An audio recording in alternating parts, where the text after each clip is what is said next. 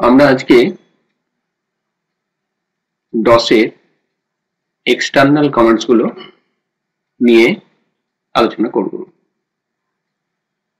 প্রথমে বলে রাখি যে এক্সটার্নাল DOS কমান্ডস গুলো প্রতিটা মেশিনেই চলবে না। যেখানেই DOS লোড হয়েছে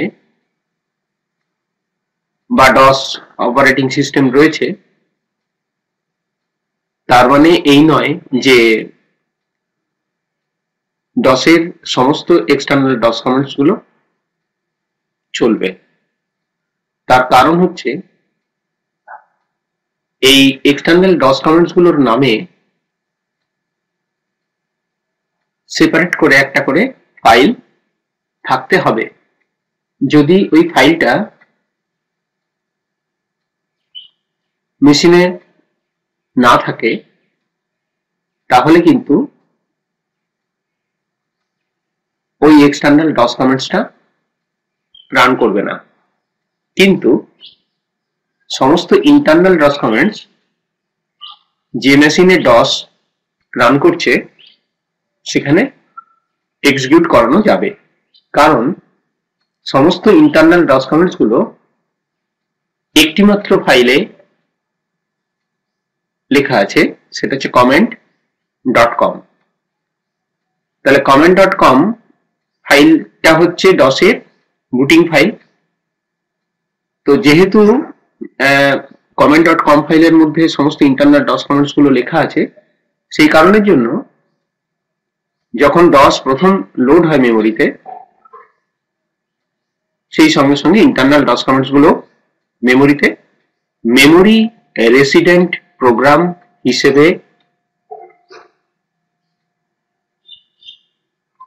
লোড হয়ে যায়, যার জন্য আমরা ইন্টারনাল DOS কমান্ডস গুলোকে খুব ফাস্টার রান করাতে পারি। কারণ প্রত্যেকবার ইন্টারনাল DOS কমান্ডস কে রান করানোর জন্য হার্ড ডিস্ক থেকে বা কোনো সেকেন্ডারি মিডিয়া থেকে ওই সংক্রান্ত ফাইল মেমোরিতে লোড করতে হয় না বলে এক্সটার্নাল DOS কমান্ডস এর থেকে ইন্টারনাল DOS কমান্ডস খুব দ্রুততার সাথে রান করতে পারে। এখন এক্সটার্নাল DOS কমান্ডস এর প্রথম যে কমান্ডটা আমরা শিখব সেটা হচ্ছে edit, EDIT। এই এডিট কমান্ডটি কাজ হচ্ছে, আমরা যে কোনো ফাইল এর আগে তৈরি করেছি কপি ব্ল্যাঙ্ক ফাইল নেম দিয়ে, অথবা শুধু কপি কমেন্টের সাহায্যে কোনো ডুপ্লিকেট ফাইল তৈরি করেছি, বা আগে থেকে তৈরি করা কোনো এক্সিস্টিং ফাইল আছে, সেই সমস্ত ফাইলের কন্টেন্টকে আমরা পরিবর্তন করতে পারি। তো এডিটের আমরা একবার হেল্পটা দেখে নিতে পারি। কিভাবে আমরা এডিটের হেল্প পাবো? আমরা বলেছি DOS এর যে কমেন্টস গুলো আমরা ইউজ করব, সেই কমেন্টস গুলো নাম এবং তারপরে slash and then question mark enter দিলেই আমাদের এডিট কমেন্টস এর সিনট্যাক্স দেখতে পাবো। প্রথম লাইনেই দেখো লেখা আছে starts the MS-DOS editor. Editor means যে কিছু পরিবর্তন করতে পারে, নতুন কিছু অ্যাডিশন করতে পারে, আপডেট করতে পারে, ইত্যাদি ইত্যাদি। তাহলে এটা একটা editor program which creates and changes ASCII files. এডিটের সিনট্যাক্সটা হচ্ছে এরকম, that edit and then যে ফাইলটা আমি এডিট করতে চলেছি সেই ফাইল নেম, সেই ফাইলটা যদি আমাদের কারেন্ট ড্রাইভে না থাকে তাহলে তার ড্রাইভ লেটার এবং পাথ সহ ফাইলের নামটা দিতে হবে। শুধু এটা করলেই চলবে। এছাড়া কিছু স্পেশাল সুইচ রয়েছে, /b, /g, /h and /nohi। এগুলো সবকটাই কিন্তু অপশনাল, আমাদের এতগুলো সুইচের কোনো প্রয়োজন হবে না।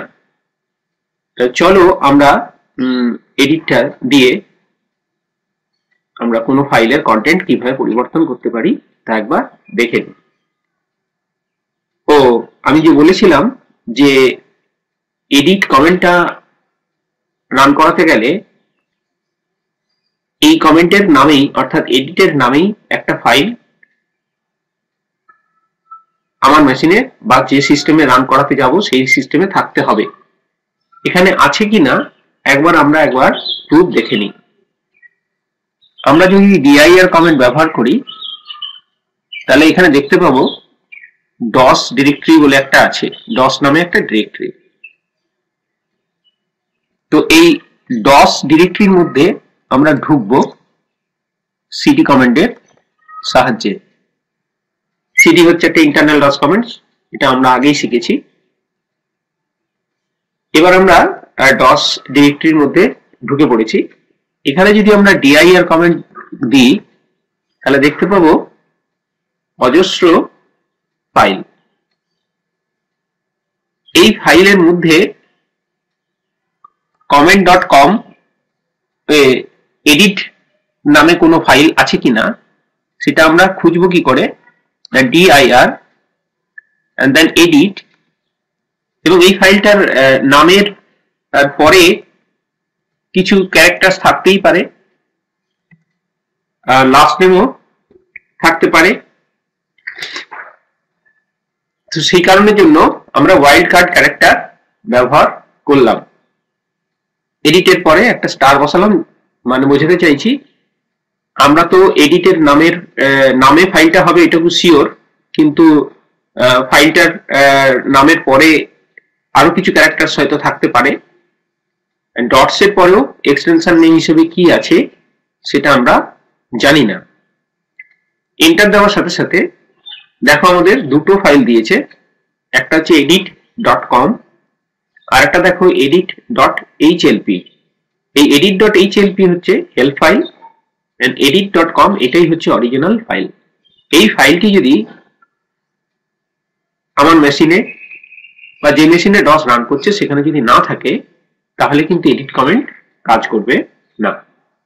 তাহলে দেখতে পেলে তো যে এডিট একটা এক্সটার্নাল DOS কমেন্টস এবং এর নামে একটা আলাদা করে পৃথক ফাইল থাকতে হবে।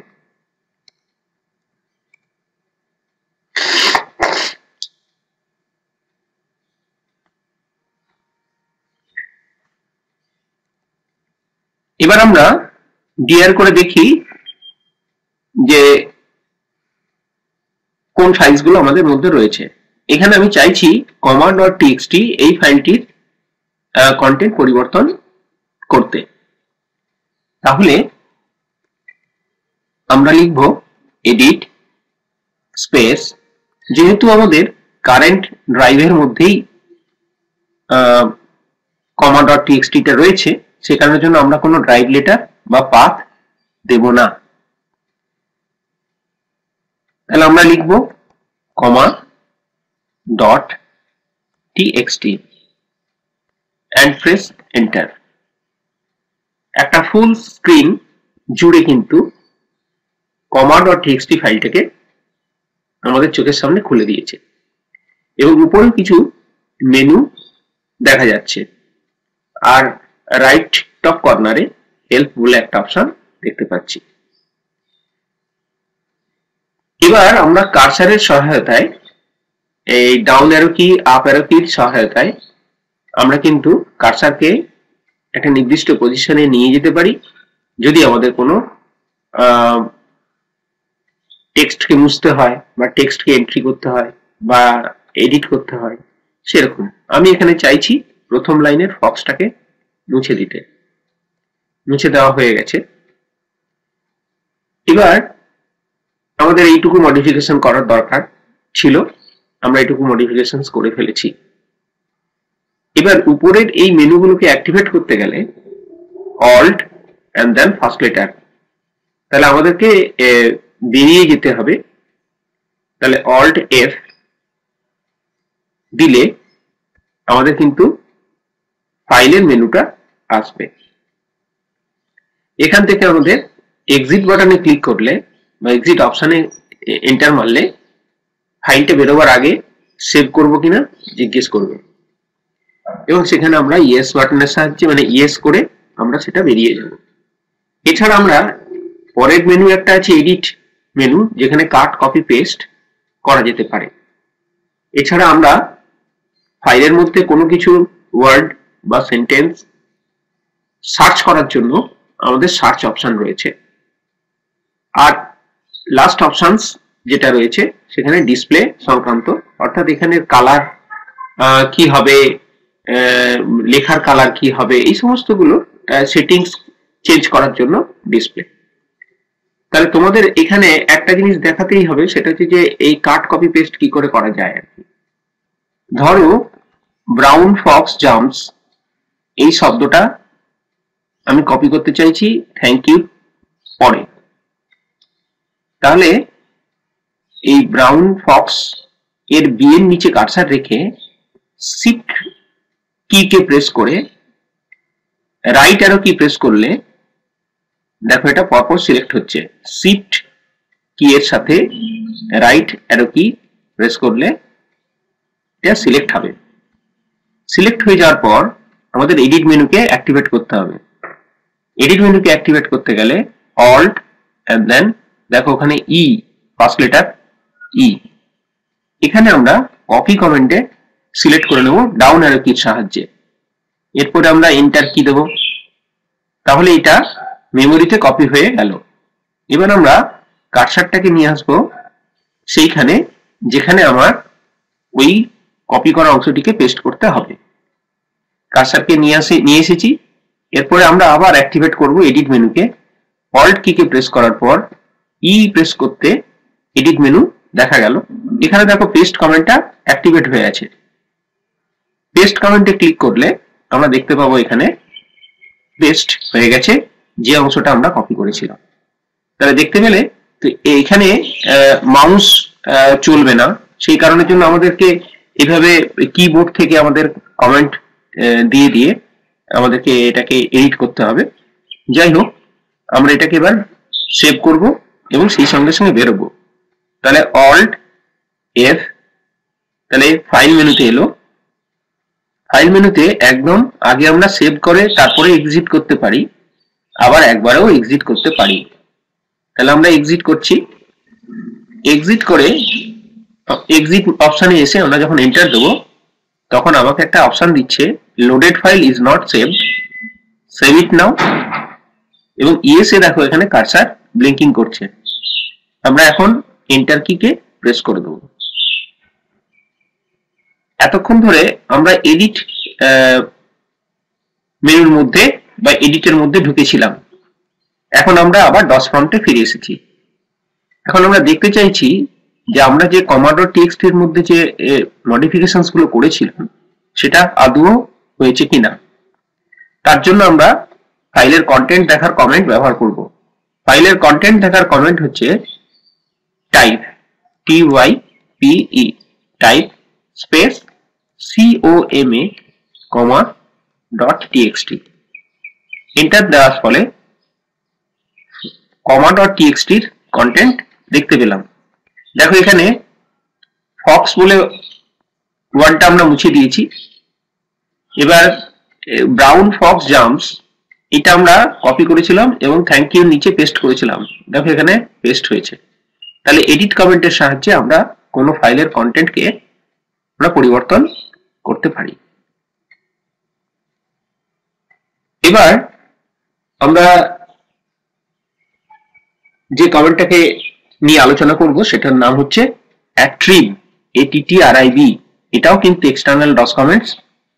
attrib এর নামেও ফাইল থাকতে হবে।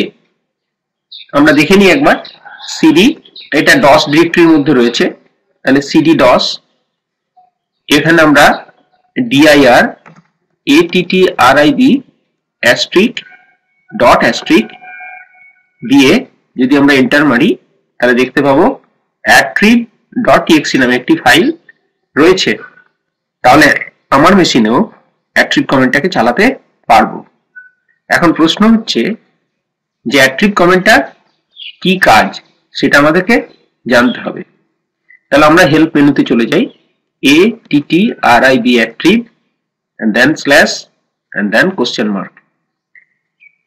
attrib কমেন্টের কাজ দেখো, ডিসপ্লে অর চেঞ্জেস, এটা ডিসপ্লেও করবে আবার চেঞ্জেসও করতে পারবে ফাইল অ্যাট্রিবিউটস। আমরা এর আগে আলোচনা করেছিলাম dir কমেন্ট এর প্রসঙ্গে। dir এর একটা অপশন ছিল dir/a। এই /a হচ্ছে ফাইলের অ্যাট্রিবিউট দেখাতে সাহায্য করে, কিন্তু এই অ্যাট্রিব কমেন্টটির কাজ হচ্ছে ফাইলের অ্যাট্রিবিউট যেমন শো করবে ঠিক সঙ্গে সঙ্গে আমরা আমাদের প্রয়োজন মতন ফাইলের অ্যাট্রিবিউট গুলোকে পরিবর্তন করতে পারবো। ফাইল মূলত 4টি অবস্থায় সেভ হতে পারে। একটা হচ্ছে রিড অনলি মোডে ফাইল সেভ হতে পারে, ফাইলকে আমরা রাখতে পারি রিড অনলি মোডে, যার অর্থ হচ্ছে ফাইলের কন্টেন্টকে পরিবর্তন করা যাবে না কিন্তু ডিসপ্লে করা যাবে, দেখা যাবে। এটা হচ্ছে আর মোড। এ মোড হচ্ছে আর্কাইভ মোড।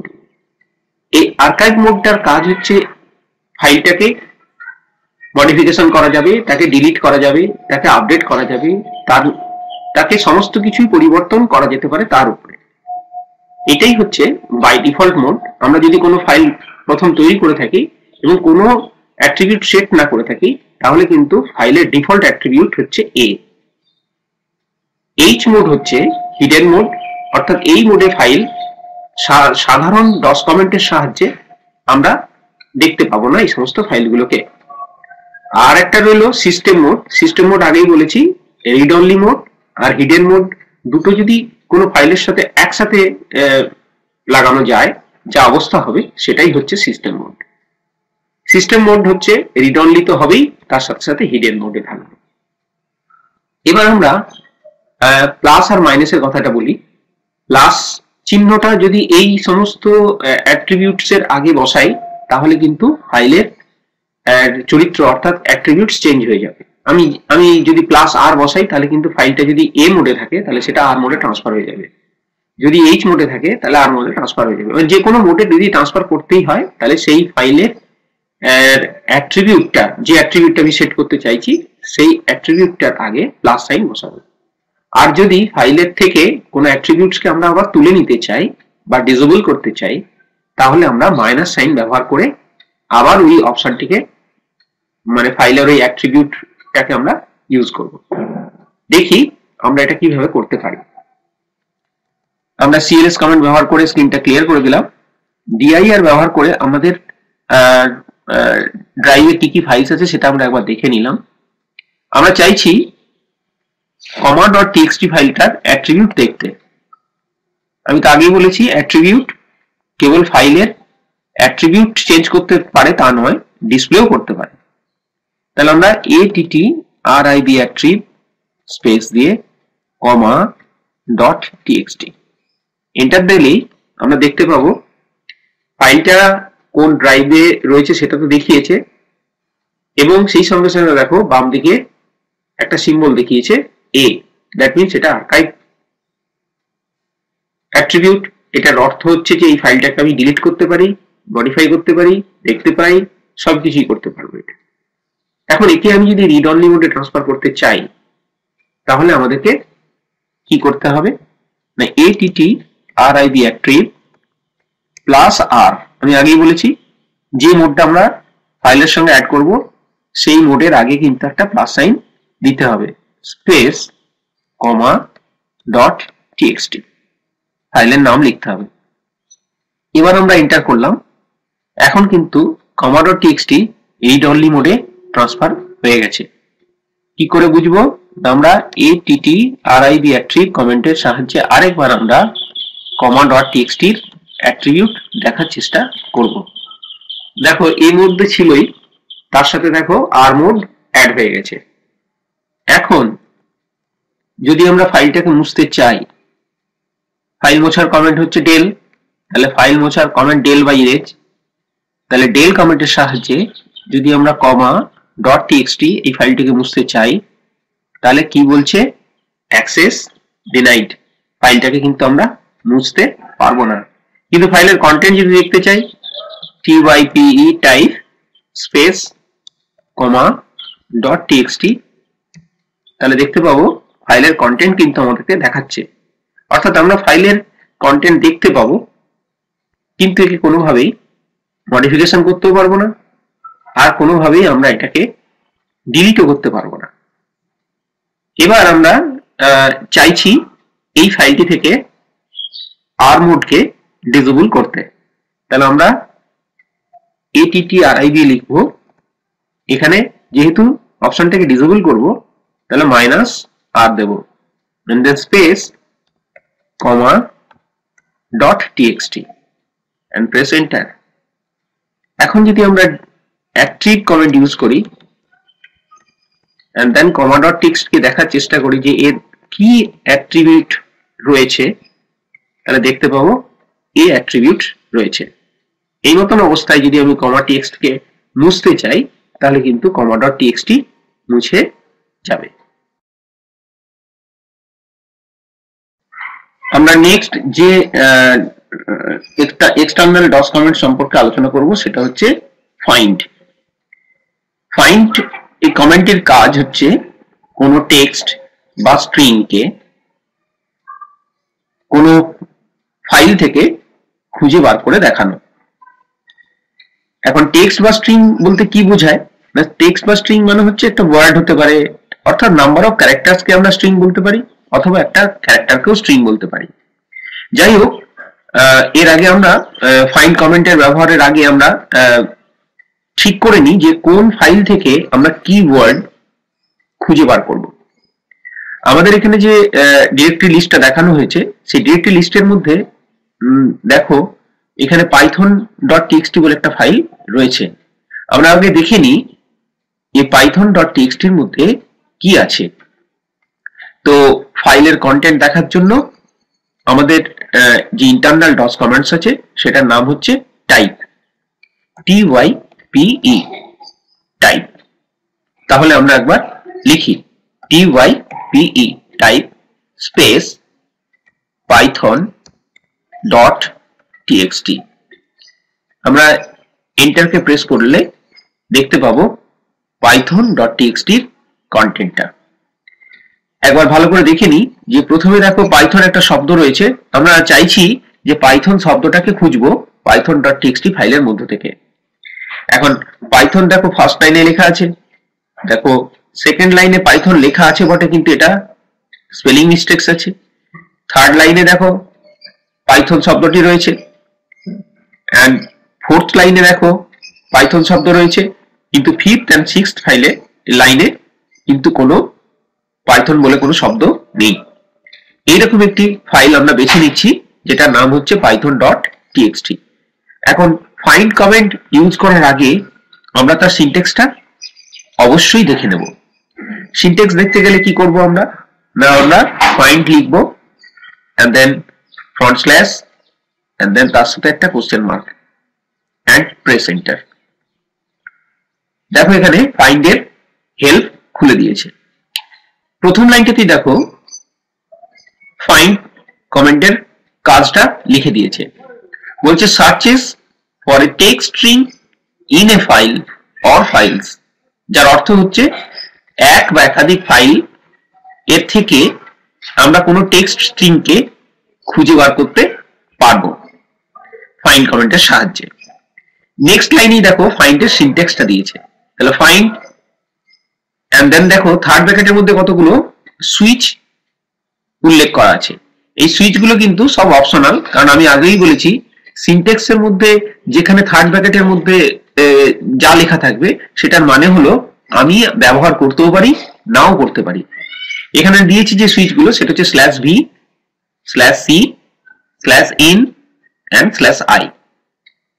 তারপরে দেখো একটা স্পেস দিয়েছে, তারপরে দেখো একটা স্ট্রিং বলে একটা লেখা আছে ডবল ইনভার্টেড কোটেশনের মধ্যে।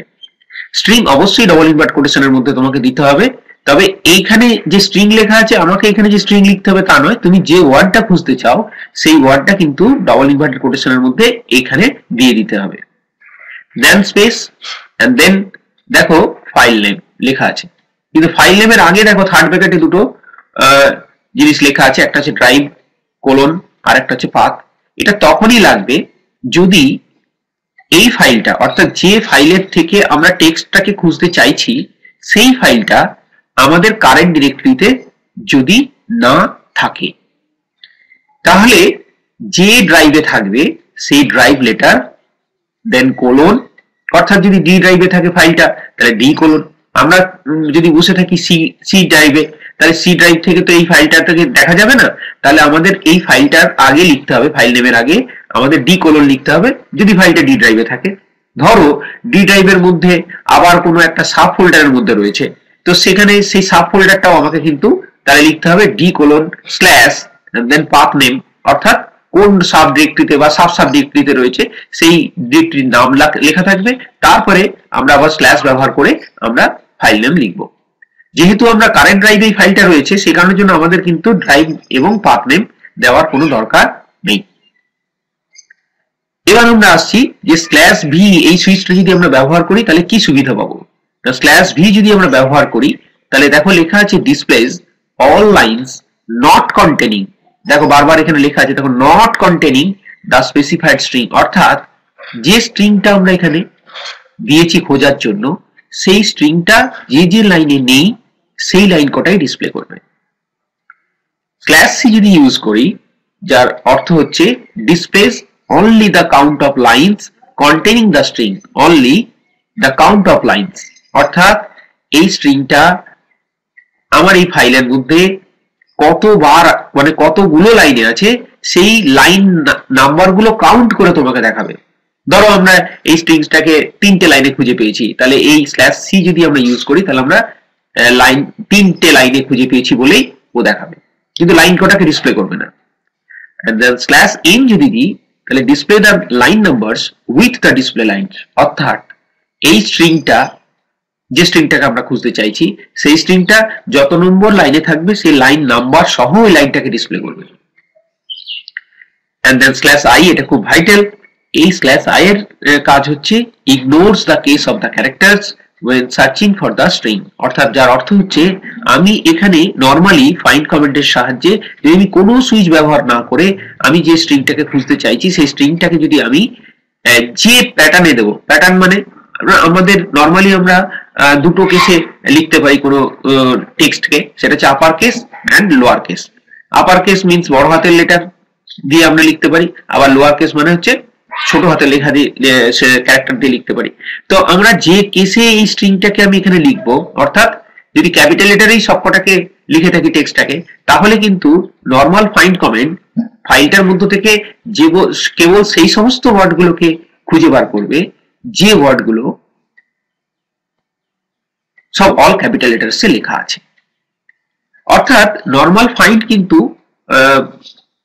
এইখানে যে টেক্সটটা লেখা থাকবে সেই টেক্সটটা যে ফর্মেই থাকুক না কেন সেটা কিন্তু ফাইল থেকে খুঁজে বার করবে না। এখানে যে প্যাটার্নে লিখে থাকবো, অর্থাৎ ক্যাপিটাল লেটারে যদি লেখা থাকে তাহলে ক্যাপিটাল লেটারেই লেখা আছে সেই ওয়ার্ড, যে ওয়ার্ডগুলো সেগুলোকেই সার্চ করবে। যদি আমি স্মল লেটারে টেক্সটটাকে লিখে থাকি তাহলে স্মল লেটারে লেখা টেক্সটগুলোকেই ফাইল থেকে খুঁজে বার করবে। বুঝতে পারছো ব্যাপারটা? কিন্তু স্ল্যাশ আই যদি ব্যবহার করি তাহলে কিন্তু এটা এই ঘটনাটা ঘটবে না। ও কি করবে? ইগনোর দ্য কেস, অর্থাৎ এখানে স্মল লেটারে লিখি আর ক্যাপিটাল লেটারে লিখি ডাজ নট ম্যাটার, এখানে লেখা এই টেক্সটটাকেই ও যে ফর্মেই থাকুক না কেন ফাইলের মধ্যে সেখান থেকে ও খুঁজে বার করবে। তাহলে বোঝা গেল মোটামুটি ভাবে ফাইন্ড এর সিনট্যাক্সটা। এখন আমরা এর ইউটিলিটিটা একবার প্র্যাকটিক্যালি দেখে নিই। চলো, তাহলে আমরা এটাকে সিএলএস করে দিলাম, স্ক্রিনটা একবার ক্লিয়ার করে দিলাম। এবার আমরা নরমাল শুধু ফাইন্ড কমেন্টের সাহায্যে আমরা একবার সার্চ করে দেখতে চাইছি। তাহলে ফাইন্ড দেন স্পেস দেন ডাবল ইনভার্টেড কোটেশনের মধ্যে আমি সবকটা স্মল লেটারের লেটার দিয়ে আমি একটা টেক্সটকে খুঁজতে চাইছি, পাইথন।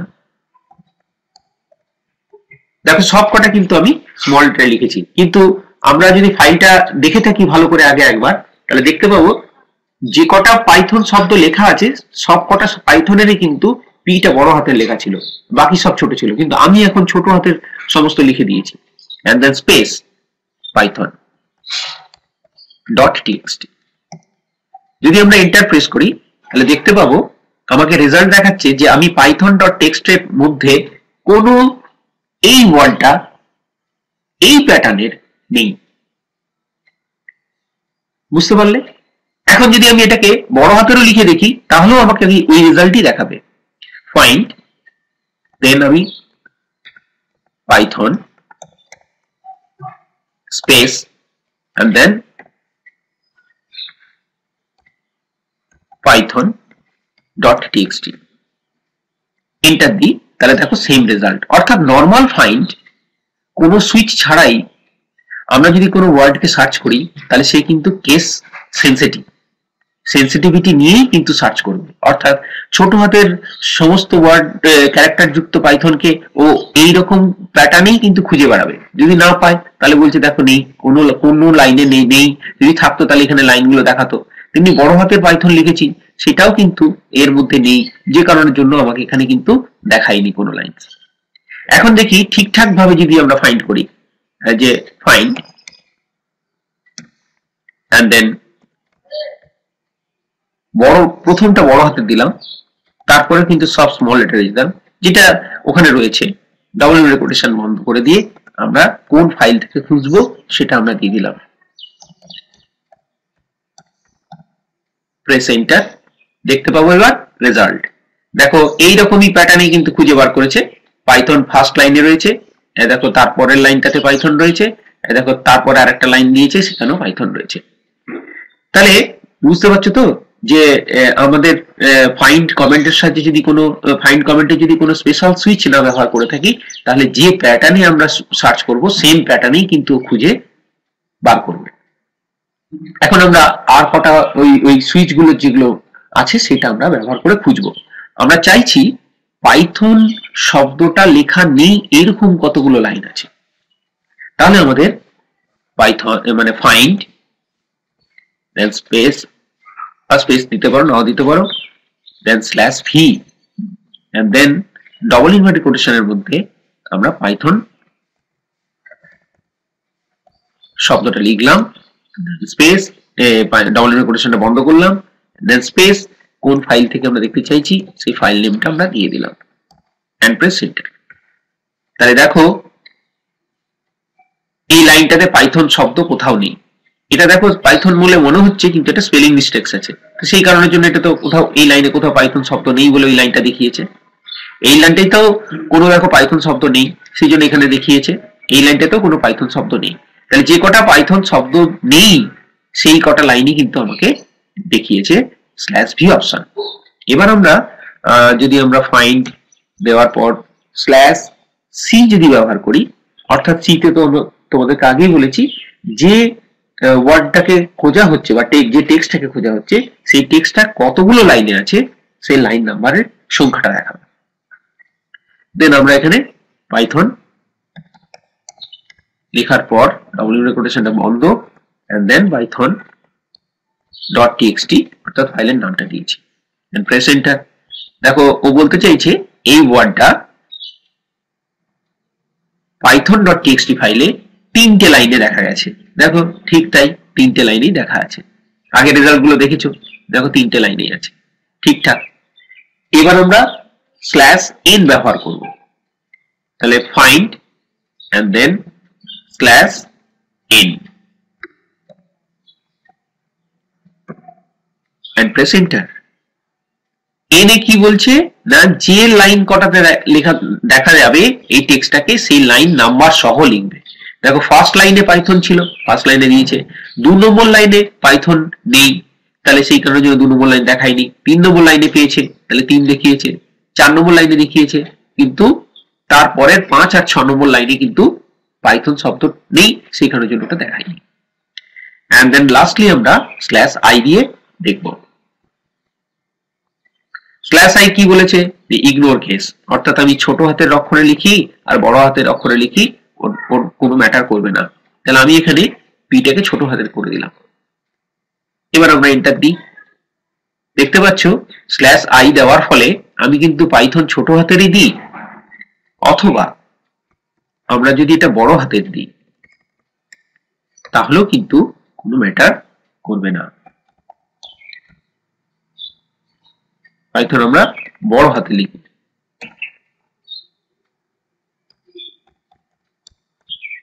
and press enter। দেখো সেম রেজাল্ট, আমি ছোট হাতের লেটার দিয়েও খুঁজে দেখেছি, দেখিয়েছে, বড় হাতের লেটার দিয়েও খুঁজে দেখিয়েছি, খুঁজতে চেষ্টা করেছি, দেখো খুঁজে দিয়েছে। তাহলে স্ল্যাশ আই হচ্ছে কেসকে ইগনোর করে, অর্থাৎ স্মল লেটারে লিখো বা ক্যাপিটাল লেটারে লিখো, মানে আপার কেসে লিখো বা লোয়ার কেসে লিখো, সেটা কিন্তু ও ইগনোর করবে। ও কেবল ওই ওয়ার্ডটাকেই খুঁজে বেড়াবে কোনো প্যাটার্ন ছাড়াই। তাহলে আমরা ফাইন্ড কমেন্ট সম্পর্কে বিস্তারিতভাবে জানলাম।